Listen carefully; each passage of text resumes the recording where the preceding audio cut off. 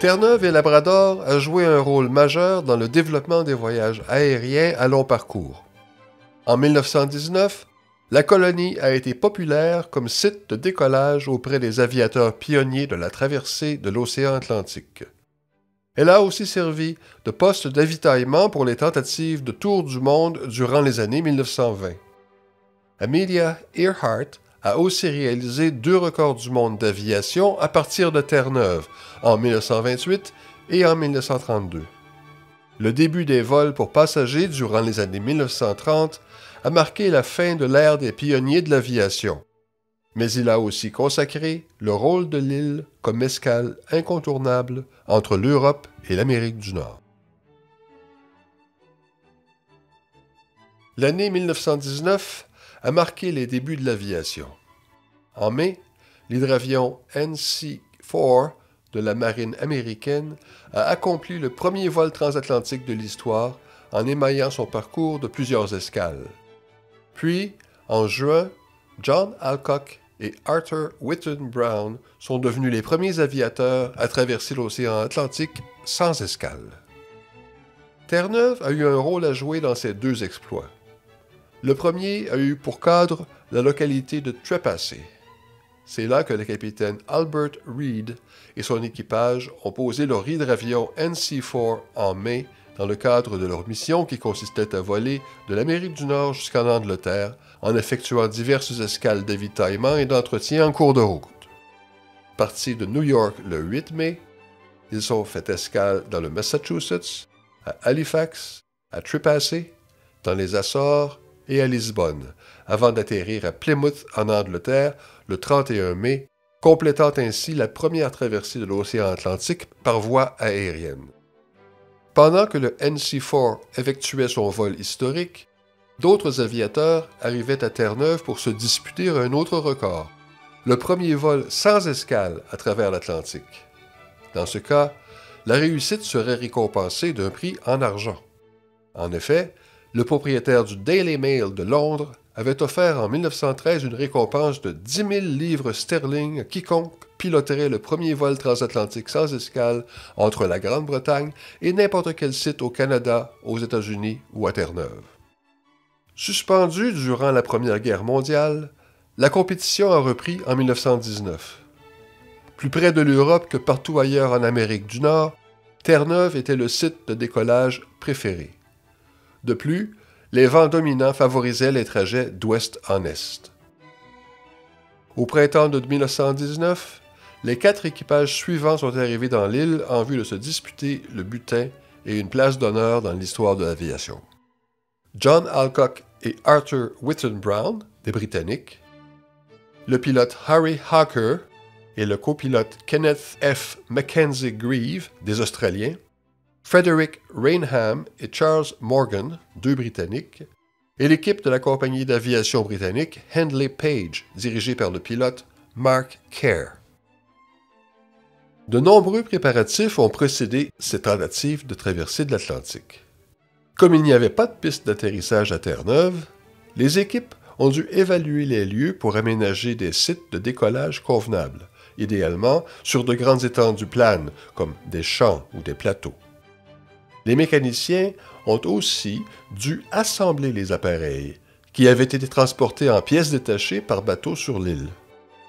Il a aussi fallu mener une série de vols d'essai et attendre les conditions météo favorables. Le 18 mai a vu 2 tentatives, toutes 2 des échecs. Hawker et Mackenzie Grieve ont pris leur envol d'un champ de Mount Pearl, mais des ennuis de moteur les ont forcés à amerrir dans l'Atlantique quelques 14 heures et 1700 kilomètres plus tard. Rescapés par un cargo danois, ils ont reçu du Daily Mail un prix de consolation de 5000 livres sterling. Le même jour, une 2e tentative s'est révélée plus désastreuse encore. Vers 16 heures, Rainham et Morgan ont fait rouler leur appareil dans un champ voisin du lac Kedividi, à St. John's.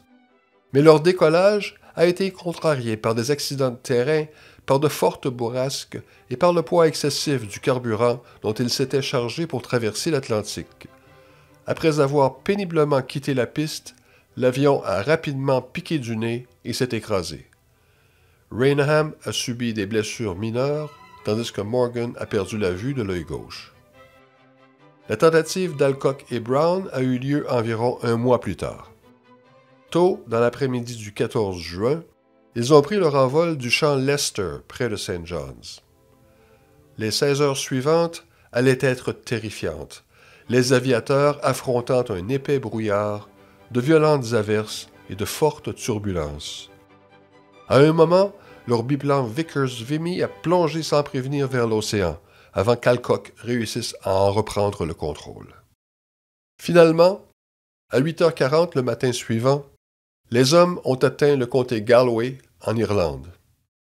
Le champ sur lequel ils croyaient se poser s'est révélé être une tourbière et l'avion a piqué du nez peu après avoir touché le sol meuble. Heureusement, les deux aviateurs s'en sont tirés indemnes. On rapporte qu'Alcock a déclaré aux témoins « Après un rasage et un bon bain, nous devrions être remis. » En plus de recevoir le prix du Daily Mail pour avoir complété le premier vol transatlantique sans escale, Alcock et Brown ont été anoblis par le roi George V.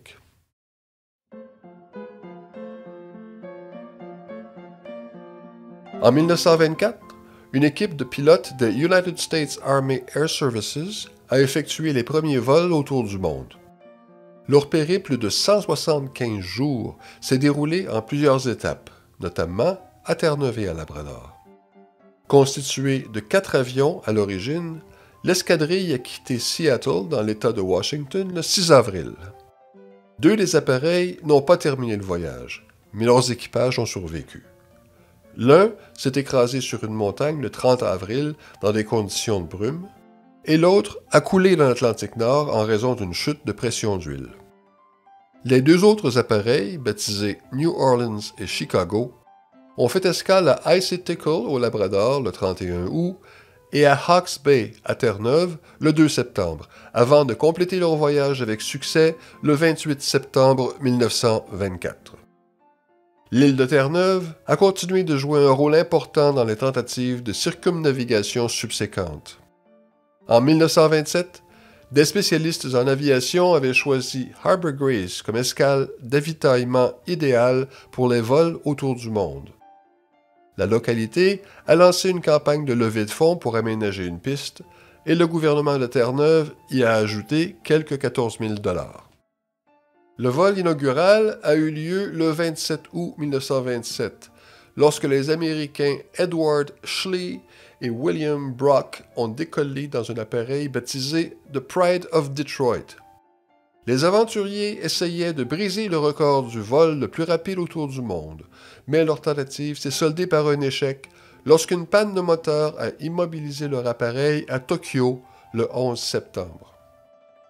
Le pilote américain Wiley Post et le copilote australien Harold Gatty ont connu plus de succès en 1931, lorsque leur Lockheed Vega, baptisé Winnie Mae, a accompli le tour du monde en un temps record de 8 jours, 15 heures et 51 minutes. Cette odyssée de 25 000 km, amorcée le 23 juin à Long Island, New York, a été ponctuée de plusieurs escales, notamment à Harbour Grace. Terre-Neuve a joué un rôle dans 2 des vols historiques d'Amelia Earhart. Le 17 juin 1928, Earhart, passagère du Friendship, un appareil piloté par Wilmer Stultz et Louis Gordon, devenait la première femme à traverser l'océan Atlantique en avion. Partis de Trepassey à Terre-Neuve, ils ont accompli la traversée jusqu'à Bury Point au Pays de Galles en 20 heures et 40 minutes. En 1932, Earhart a piloté le premier vol transatlantique en solitaire réussi par une femme. Jusqu'alors, une seule autre personne avait traversé l'Atlantique en solitaire, Charles Lindbergh, qui avait volé de Long Island dans l'État de New York jusqu'à Paris, en France, en 1927. 5 ans plus tard, Amelia Earhart a choisi Harbour Grace comme point de départ.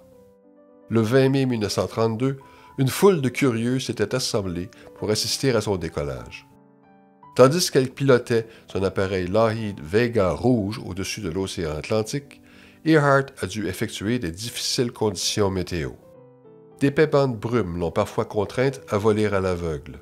De violentes bourrasques ont secoué l'appareil et de la glace s'est formée sur ses ailes. Quelques ennuis mécaniques ont ajouté d'autres dangers. 4 heures seulement après avoir quitté Terre-Neuve, Earhart a remarqué des flammes sortant du tuyau d'échappement. Peu après, elle a observé une fuite du réservoir d'essence. Enfin, après quelques 15 heures de vol, elle s'est posée dans un pré en Irlande du Nord. Un fermier du nom de Dan McCallion l'a vue atterrir. Quand Earhart s'est extraite de sa cabine, il lui a demandé si elle venait de loin.